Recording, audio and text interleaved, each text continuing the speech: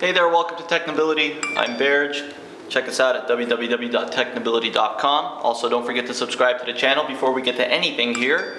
Alright, so I'm getting a lot of text messages here with iOS. Alright, so we have a fairly unconventional comparison here today because we have the HTC One X, the original One X for AT&T, against the Apple iPhone 5S, space gray model. Now, why am I comparing these two? Because the One X is still a pretty good phone, and I want to show people that despite the fact that it's over a year old now, it's still a very capable phone, especially in comparison to the 5S, which was just released a few months ago. Now, to go through the spec rundown of each phone, I'll just do this as quickly as possible. This is not the quad-core version, this is the dual-core version. It's got 2 gigs of RAM, 4.7-inch display. You have over 300 pixels per inch on a 720p screen. Over here you have the A7 chip, dual-core, 64-bit GPU, and then you have, the M7 GPU, 64-bit chip. You have a Retina display, which generates about 326 pixels per inch at 4 inches. So these two are different in terms of the screen size. They're also different in terms of build quality. Now, they both do have a unibody build, which is really nice. That's one of my main, I love phones that have unibody builds. If you've seen my channel, you see that there's a lot of HTC One videos because I absolutely love the build quality. Now you can see in comparison, they're both fairly thin. The iPhone is a little bit thinner at 7.6 millimeters. Okay. And you can see just both in comparison the size difference. The HTC, the One X, just like the HTC One, is thin when you look at it on the sides, but then it does kind of protrude out a little bit, but not by much. And you can see the same applies on the bottom. It's a thin phone. I mean, it feels good in the hand. It's polycarbonate, meaning it's strong plastic, unibody. If for repair purposes, you could remove the frame, but otherwise you can't remove it to replace the battery or add a micro SD card. You can see the SIM card slot right there. Got the camera with the flash, 8 megapixel HTC logo, Beats audio with the speaker on the back, wireless charging, and the charger, the charging port right there, as well as the volume rockers on the side. And of course, with the iPhone, you have the camera up top, 8 megapixel, dual LED flash, back glass, microphone, speaker, lightning port jack, 3.5 millimeter headphone, volume rockers, vibrate mode, power button, and the SIM card slot. And on the front, of course, you have the display with the Touch ID sensor and all the good stuff that comes with that. So both phones are very attractive. They're attractive devices. If you're into looks in terms of your phone, then you can't go wrong with either of these devices. Now, in terms of software, you have iOS 7.1 on this one. I do have a beta build of 7.1. Okay, which is, I'll show you guys right here. If you go to About, you can see right there it says 7.1. Okay, so we have 7.1 on this, and on this we are running on Android 4.1.1 with Sense 4. Just auto rotation here. Okay, so if I go to About, software information, see 4.1.1 with Sense 4 Plus. Okay, so this isn't the One X Plus, isn't any of the One XL, this is the One X, the original for AT&T. And just right off the bat in terms of software, you can see how both of them have their own unique touches. Obviously, the iPhone is running iOS 7, which is fairly new. A lot of people are still getting accustomed to iOS 7, and you can see they have the notification center. You have the notifications up here. You can just push that little X to wipe them away. You got the control center, which isn't customizable. You get what they give you. Not sure if Jailbreak is going to address that, but for the time being it is not. You have obviously the grid of icons, your folders, which you can create by simply dragging an icon into another icon. Okay, so that's fairly simple to do. And then you have everything else that comes with iOS, including Spotlight, the gesture-based system where you could just kind of go back here and gesture back. That also applies in Safari with web pages. That also applies in the messages and everything, and any other app that Apple has utilized it for. So a lot of developers are still utilizing these gestures in their current apps, as well as older apps that are now being updated. We'll go through each app individually. I just wanted to go through the OS, basics of the OS. Right, we'll go through the lock screens as well. But you can see here, you have Sense, you have that carousel-like animation. It just kind of keeps going. So you can pinch in, you can kind of hold it while you're pinching in, pinching out. It's smooth, it's very smooth. One of the knocks on Android is that it isn't as smooth as iOS. I've tried to basically show people that it really depends on how you utilize your phone, how you optimize your phone, what you have on it, the settings. Obviously there's developer options where you can adjust various animation speeds and all that good stuff. If you go here and go to advanced, you can see you have animation, transition animation scale, animation duration scales. You can adjust all that to make it even faster. All right, you have the multitasking pane here, which a lot of people claim Apple took from HTC. This is the original multitasking that they had on Sense before they changed it to what you get with the HTC One, with the HTC One / M7. Here as well, you have the multitasking pane. Now with iOS, you can actually remove 3 at a time. Okay, so that's how, as many you can see on the screen. So you can see how the multitasking works. In comparison, let's just compare them side by side. You can see they're very similar, and HTC did do this first, so I just wanted to point that out. You could flip them away, and then you have your home screen right here. Now again, in relation to speed, I find the HTC One X to be a very smooth phone. All right, let me go to settings here and go to the display option so we can up the brightness a bit. I think it's on. Let's remove auto rotation, sleep, we could put at 2 minutes, and you can see the settings here as well. All right, let's remove auto brightness and just actually turn it all the way up, or at least to that. Okay, and you can see the capacitive buttons down here, back, home, multitask. Different with the HTC One because the home button is not in the center, which some people complain about, but you do get used to it. And then once you start utilizing the home button that is on the center, if you've used the HTC One, then you'll notice that it's something that you do get accustomed to. All right, so you can see the settings here on HTC Sense. They've basically stayed the same, even with Sense 5. And this is a rooted HTC One. Okay, so the rooted HTC One, it's not that easy to root. You can see super user because you have to unlock the bootloader. Okay, I'm going to decline that call. You have to unlock the bootloader. You have to go through various different steps in order to get this rooted. It still has S on. In order to get S off to flash ROMs like CM11, which is KitKat and all that good stuff, it's also a separate process that you have to go through. Super CID in order to get S off. Again, it's a process, something that you have to be patient with. But with patience and with a little bit of research, you can get it done. There's some good toolkits like Wizra's toolkit that'll assist you in flashing this, or you can always just do it manually through command prompt with fast boot flash. As long as you have the files, flash recovery, unlock the bootloader to HTC Dev, flash recovery, and then at that point you can proceed with installing super user, zip, and then trying to do S off. Okay, anyways, back to the phones. Let's go ahead and compare a few things here, like the calendars, okay? Now you can see their respective calendars here. All right, Apple's going for that minimal look with iOS 7. Android has always had a fairly minimal look in terms of it doesn't have the crazy skeuomorphics that you used to see with iOS 6. Okay, you can see the calendar here on iOS 7. If you click on calendars, you can add calendars. It syncs with your accounts. You can do it by month, you can do it by week, by day. Same with the HTC Sense, and this is an older version of HTC Sense. I'm just showing you that even an older version still holds its own against newer phones. So you can see they're very similar looking, aren't they? You know, even panning up, panning down, you can see they're similar. But let's go home on both. You can see the HTC doesn't have as pretty of animations, but it's very fast. Right, let's go ahead and try to open that again, see which one opens quicker. Okay, so still a fairly fast phone. Let's open the app stores on both. Okay, again, a fairly fast one. Both are running on the same T-Mobile network. All right, let's go ahead and open the browsers. All right, let's run a test here. Technibility.com.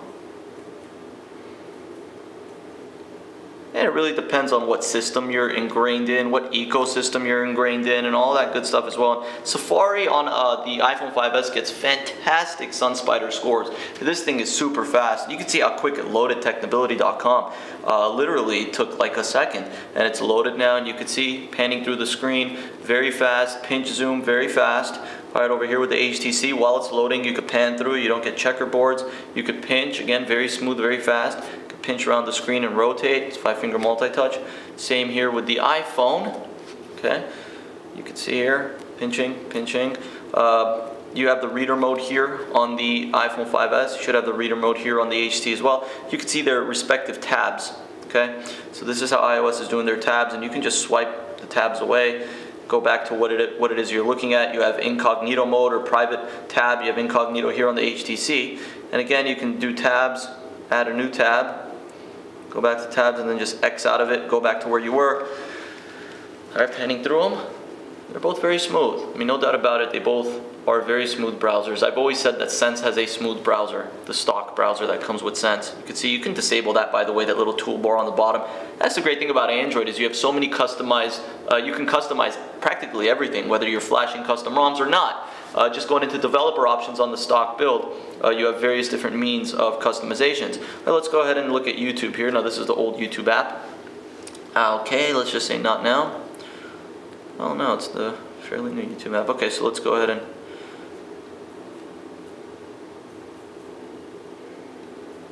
Technibility. Oh, spelled it wrong.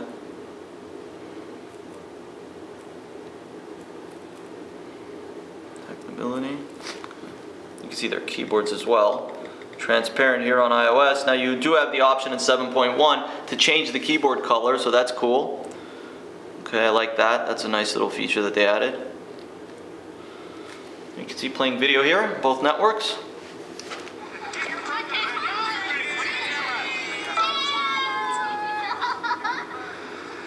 You're saying I can get AT&T's network with a data plan and unlimited talk and text for as low as $45 a month. $45 a month? Well, you can check notifications, it'll pause the video. You can go to the control center. You can do the same here with HTC. You can go to settings as well. All right, let's go ahead. Hey there, welcome to Technibility. I'm Berge. We have a great comparison here for you guys. We got the Samsung Galaxy S4 versus the Apple iPhone 5S.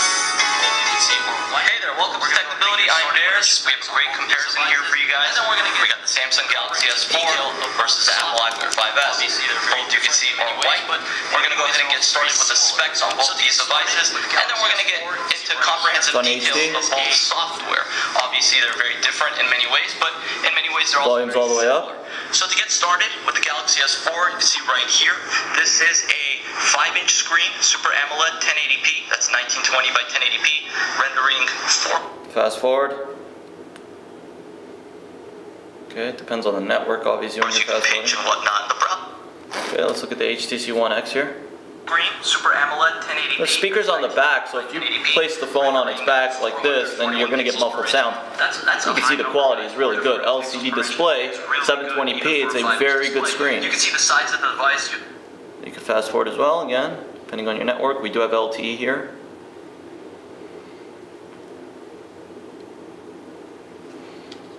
Okay. Multitasking, you simply push the multitasking pane and you can get back to anywhere that you were. Alright, and you could just flick them away, and same here if you do the double tap and you get the multitasking, portrait or landscape mode. Let's go back to the home screen here. Okay, go back to the home screen. Alright, now fundamental differences here with Android and iOS, of course, right? They're two different systems, but let's go ahead and look at their cameras. In many ways, these phones do the same thing in many ways. At the same time, they don't. They're different fundamentally in different ways. Alright, you can see here, got flash on auto. You can do burst shot here. You just simply take pictures. Both have good quality photos. I know it's not very good representation of their photo quality, but you could pinch in, click here. You could do best shot on the burst shot. You could do that as well with iOS 7, or you could edit it. Obviously you have the various editing options, filters, etc. You also have filters when you're actually taking a picture, so you could look at a picture through filters, and this also applies on the front-facing camera. So you can see on the front-facing camera here, all right, you have filters as well here on the HTC. You got filters here on the iPhone. Let's flip back. You have slow motion here on the iPhone, slow motion video, which is a cool feature. Check out some of our iOS 7 videos to get more information, or to get more of a in-depth look at the video quality and picture quality here of the iPhone. Panorama, of course you have all the other options. Here with the HTC, it's also a very good camera. It's a very good camera. I'm a fan of the HTC One X camera.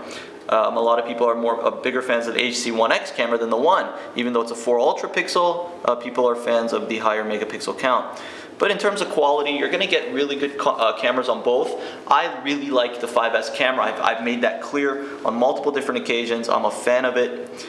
So it really depends on whether or not you're really that big on a smartphone camera. Either way, they're really good, whether it's for self-portraits, whether it's for social networks. They're really good cameras nonetheless, both of them. And you can see the maps here, both of them are fast. Of course, you have Google Now with Jelly Bean. Okay, so If you hold down the back button, you get nothing. If you hold down the home button, Google Now. Okay. Of course you have Siri. Oops, if you hold down. Navigate to Burbank, California. Navigating to Burbank, directions to Burbank. Okay.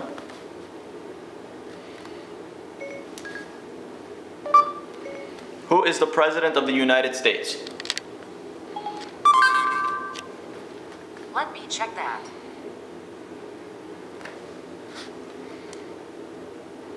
Okay, Barack Obama. The answer is Barack Obama.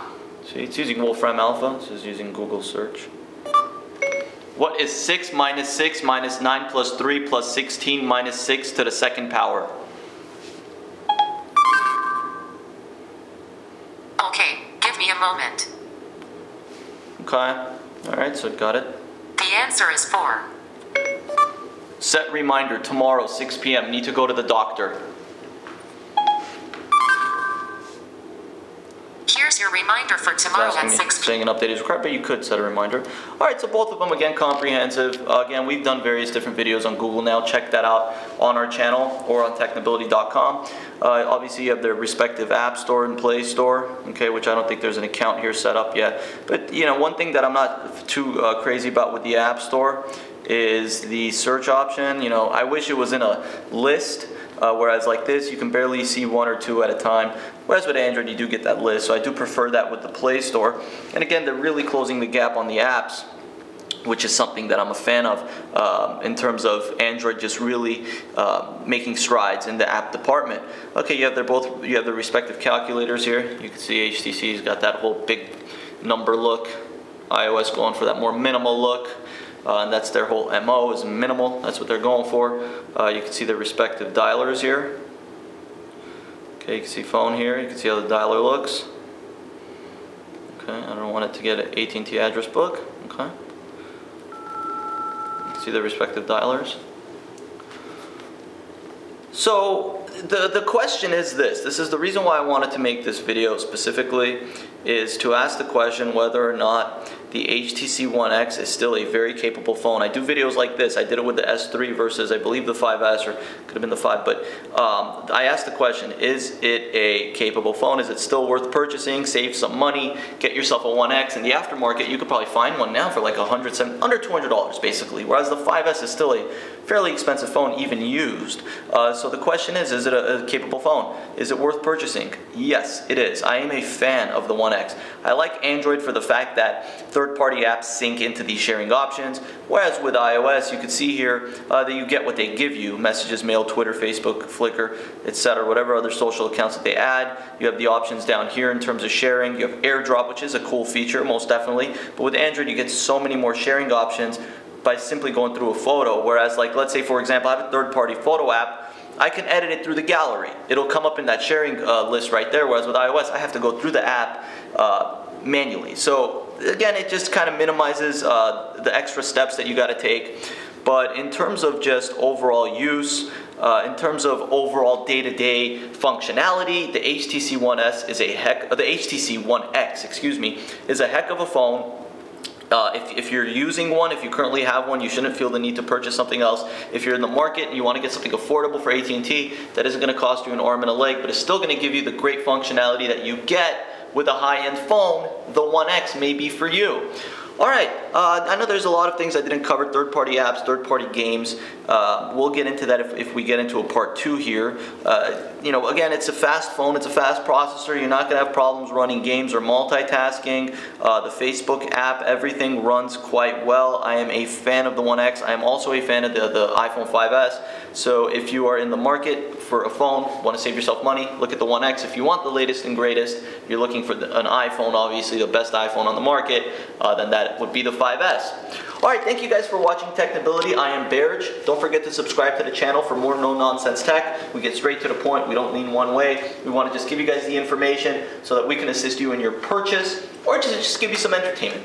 And check out Technibility.com. We have some great content going on there right now, guys. We also have some cool repair and how-to videos coming up, so look out for that.